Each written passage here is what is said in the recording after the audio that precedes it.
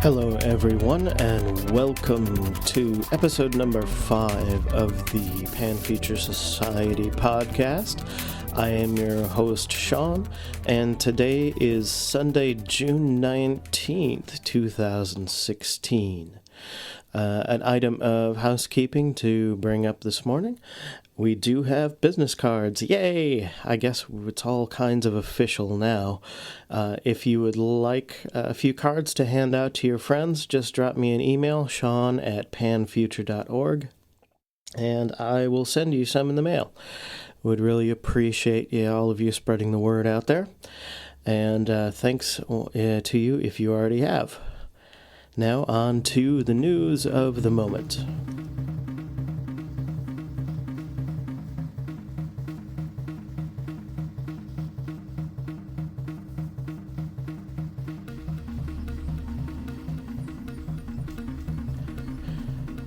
Your news for this week, something to look for coming up in the next few weeks.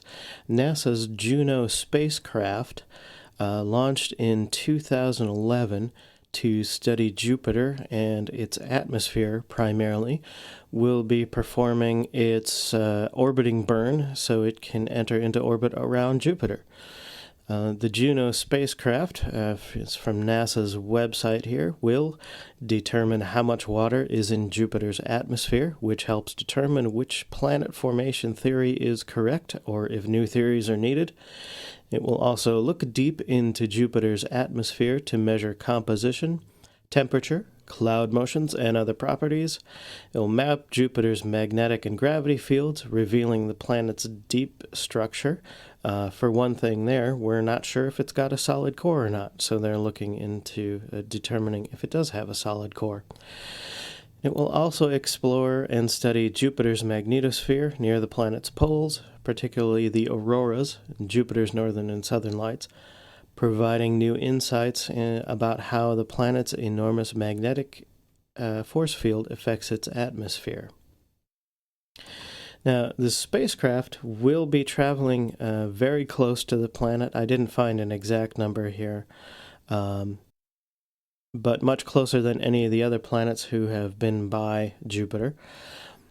And one potential problem with this is that the electrical magnetic field around Jupiter is very powerful and would make a hash out of just about anything if it were not properly designed. Well, fortunately for us, the folks at NASA and everyone who worked on Juno really know what they're doing. I did find this information from Rick Nybakken, Juno's project manager from NASA's Jet Propulsion Laboratory. He says, quote, "Over the life of the mission, Juno will be exposed to the equivalent of over 100 million dental X-rays.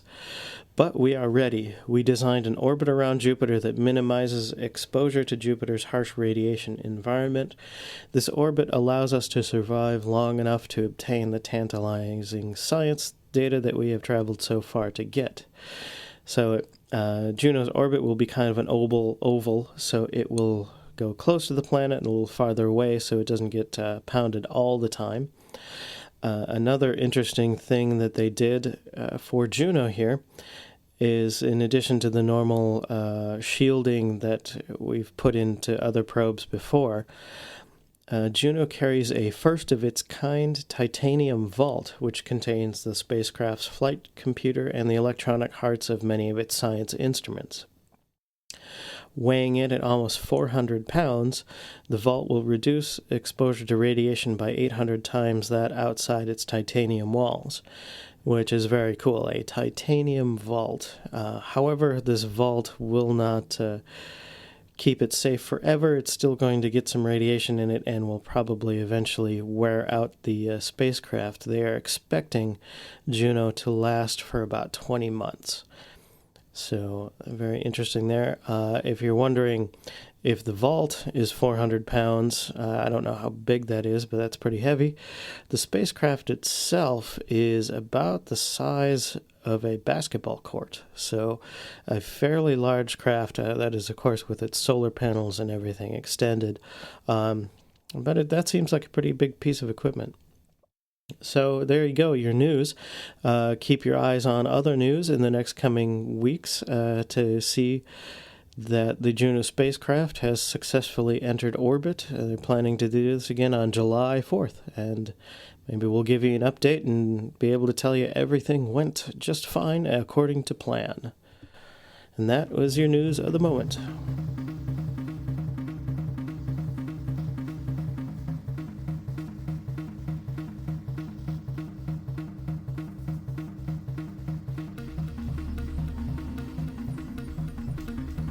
All right, this week and our second segment, we're going to continue our discussion from last week about science fiction and how much of it maybe has come true. Last week we were looking at more of the roots of science fiction, ancient stories, which maybe could be considered science fiction, and just considering the wonderful imagination that people can have. We talked a little bit about H.G. Wells and Jules Verne and Mary Shelley, some of the early definite markers of science fiction there. Now, this week we're going to get a little closer in time. First, continuing the novels and books theme, and then moving on to some movies and television. Of course, the big fish in the pond of Star Trek. First this week, I'm going to talk about Arthur C. Clarke. And there are many, many great science fiction authors in the 20th and 21st centuries, but Arthur C. Clarke, I think, is worth a special note. Through the early 20th century, in the invention of rocket engines and the beginning of the space age, authors imagined more and more wild and vast stories about the universe. The wide span of stories covered the near and far future. Among many, Arthur C. Clarke is a favorite of mine, and a good example of predictions come true, and in cases where they haven't come true yet, at least they are practical solutions to problems that we will encounter. In 1945, he described the use of geostationary satellites for communication. Not entirely his own invention, but this was a very early description of use of geostationary satellites. The concept of a space elevator dates back to 1895, but Clarke can also be credited with bringing that to a wider audience. In his 1986 book, The Songs of Distant Earth, he describes the use of an ice shield in front of a spacecraft for interstellar travel, and the use of robots to raise the first generation of colonists on a new world who were sent there as embryos rather than full-grown people.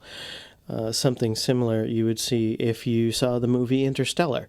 The idea that it would be much easier to send just compact genetic information as eggs or as just maybe DNA in the future to colonize a new world, and your first generation of colonists are going to be raised by perhaps some kind of robot. In Arthur C. Clarke's Rama series of books, he makes what could become a very accurate portrayal of a generation ship used for interstellar travel. A generation ship is one in which many generations of people live out their lives to travel a great distance across the galaxy, rather than using the sort of Star Trek or Star Wars approach of being able to travel extremely fast between points. You're still limited with a generation ship to some portion of the speed of light, and it takes a long time to get anywhere. So you just basically build a giant continent in space, and people live there as they do here. So the people that leave Earth are not the ones who are going to get there to their destination. This particular ship in Rama is a large spinning tube, and the spin of the tube creates artificial gravity. Rendezvous with Rama was published in 1973, right before scientist Gerald O'Neill published a book proposing the same cylinder as a design for future space colonies. And this remains one of the more practical ideas for long-term space living and travel. You would also see this kind of idea if you used to watch the show Babylon 5. There's also a similar thing that also appears in the movie Interstellar as a space colony. And the spin for artificial gravity you've probably seen many places, once again, Interstellar. And also back in the classic 2001 A Space Odyssey, they use the spin to generate an artificial gravity. So if you're a fan of hard science fiction, where the science and the fact or potential fact of the fiction is at a very high level, I think Arthur C. Clarke is a great place to start, particularly, as I had mentioned, Rendezvous with Rama, Songs from Distant Earth are great places to start with that particular kind of reading.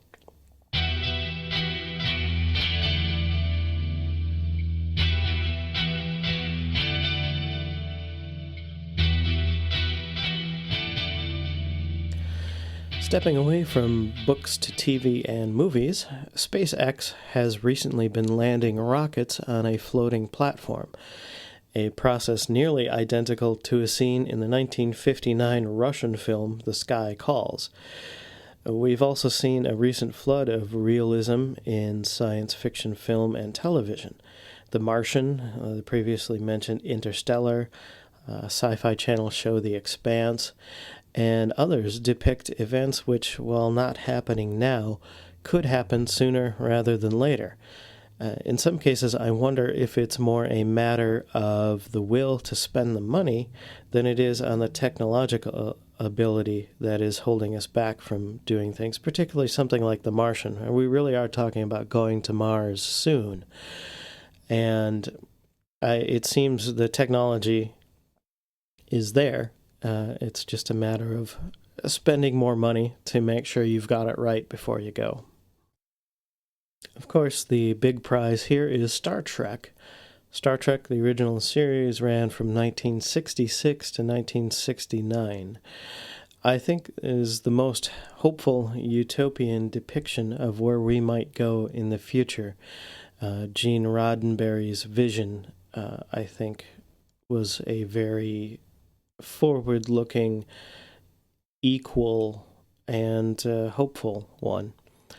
While we may never have some of the more fantastic technologies like warp drive or teleporters, this fantastic technology plays a huge role in all versions of Star Trek, and a surprising number of Trek-like things are in our world now.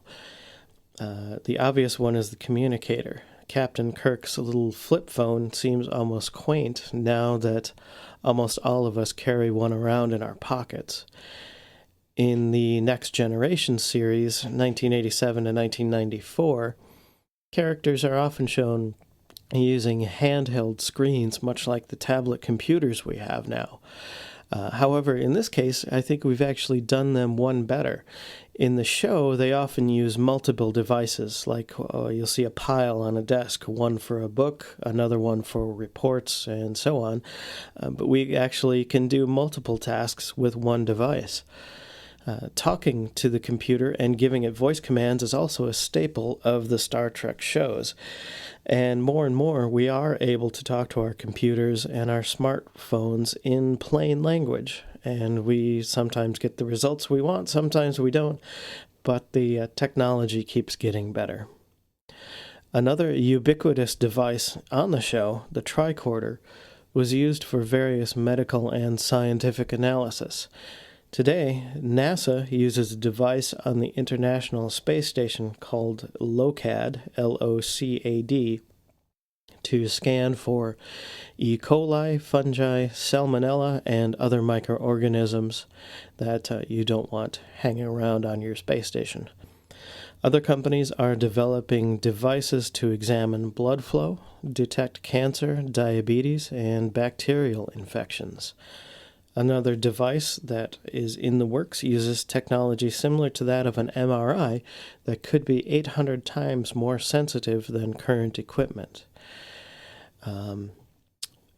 Things like blood pressure monitors, glucose meters, eye tests, digital stethoscopes, and portable ultrasounds are just a few of the devices that are actually available right now. Some are for home use, some are for doctors in office and hospital situations. These are made to use your smartphone as its core processor. This is both pushing the size of devices smaller, thus making them more portable, and it's making them much less expensive. That is a great benefit to someone like me for my healthcare costs, but also to people around the world where advanced medical technology has previously been either too expensive, too large, and complex to be practical. Imagine a doctor being able to use an ultrasound in remote places where the nearest fully equipped hospital is 50 or 100 miles away. Just take a moment to think about these technologies and how much the smartphone itself has changed these things. I guess you have to be of a certain age. I just happen to have turned 40. So I remember the phone being stuck to the wall with a cord and the little dial that went around and around in circles. Maybe if you happen to be listening to this show and you're 13 or 15 or 17 or 20, all of this seems completely normal to you. But just pause for a moment and take in how wonderful and amazing this actually is. That you could today, with a device in your pocket, go out into the middle of nowhere and give someone an ultrasound. That is just an amazing feat of imagination to not think that something like this was just impossible, to just keep working at it until you get it right. Advances in technology are not always hopeful and helpful as depicted in science fiction. In fact, they are often shown as terrifying and as a threat.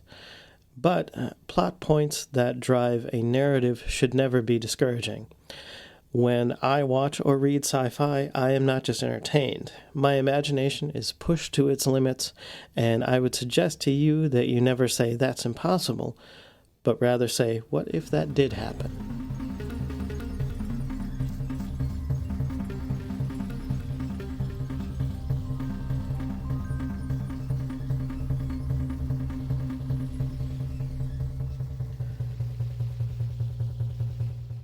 All right, that is your show for the week. Thank you once again for joining me. As I mentioned at the top, hey, we got business cards. Drop me a line if you want a few. Send me an email if you've got comments about the show. Come visit us online at panfuture.org.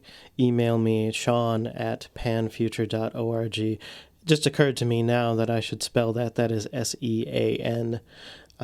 If it matters. Actually, you could, the way the email's set up, you could type blah blah blah blah at panfuture.org and I would still get it.